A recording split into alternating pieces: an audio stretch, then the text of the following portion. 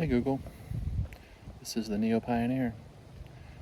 This is the first part of a 10-part series, kind of introducing who I am, where I came from, and what the heck made me this way.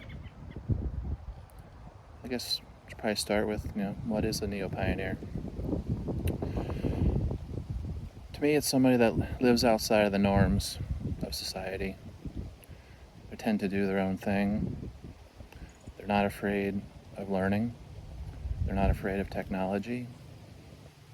They tend to have lots of interests that kind of further a general agenda of being prepared as free as you can be in this world and happy. With this comes a lot of different skills. Along the way, I'll kind of talk about what brought me to this place and kind of what turned me into the beast I am today, you might say. Definitely have a propensity for learning. I enjoy learning new things. I have lots of hobbies that turn into a lifestyle. Solar power, rainwater catchment, building, general economics, which is really important in this day and age. You got to be financially literate if you do want to have any chance of being free. But in general, just about embracing this way of life. I'll talk a little bit about what brought me to this place. So in my early 20s, pretty much went out into the world right after high school. Earlier than that, 17, 18. I kind of had to take care of myself.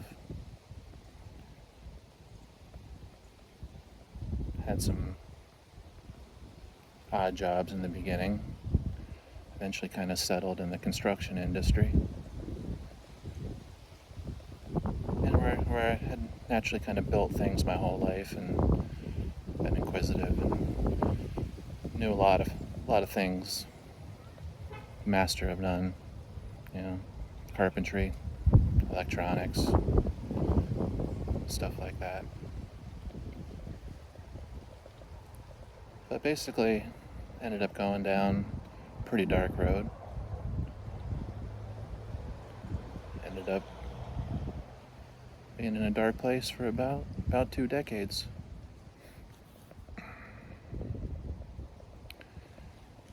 Living hand to mouth, not having much money, always kind of scraping to get by.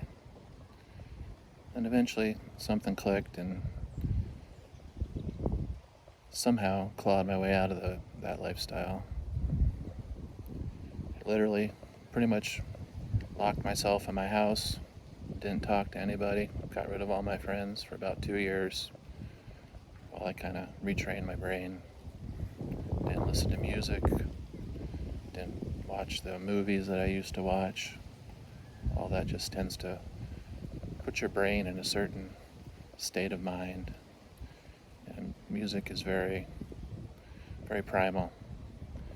I'm very careful of what I allow into my head at this point. Turn myself around, and once I started getting a little bit of money again, I find myself naturally kind of preparing, just because I never had anything, never had a safety net, let's say. I always lived day to day. My wife was a waitress. I was a cook there at the end. And once we got some money, she became a nurse. And we started, turning things around. But right away, I just naturally fell into kind of preparing and stockpiling supplies. So like winter came around, I made sure I topped up the fuel tank.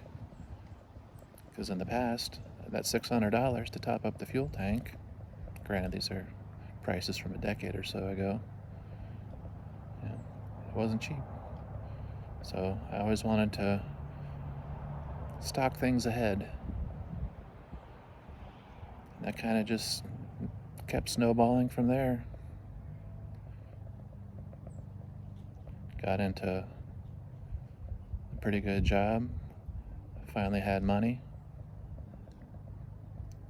So I started a solar hobby. Set up some solar panels, built some batteries, kind of figured out what it would take to be self-sufficient. Built a cabin, did some rainwater catchment, went down the rabbit hole of how you clean that water, UV light filters, all the things. Went down the financial rabbit hole kind of early in my journey, probably over a decade ago, realizing what money and debt really is. So I constantly improve my knowledge of the financial system in the world that we live in, the debt-based system that we live in. This video is actually inspired by the Economic Ninja.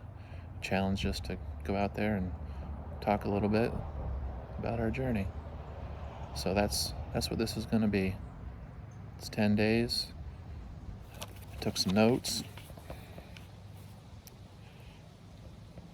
I think I kind of covered most of them, but this will be part 1 of 10. At least commit to at least do 10, see how things go. But I know if you go down this path, you'll never be bored. Be prepared, not scared. That's what they say, right? So if you're willing to come along the journey with me, subscribe, check it out, and there'll at least be 10 videos here. Cheers.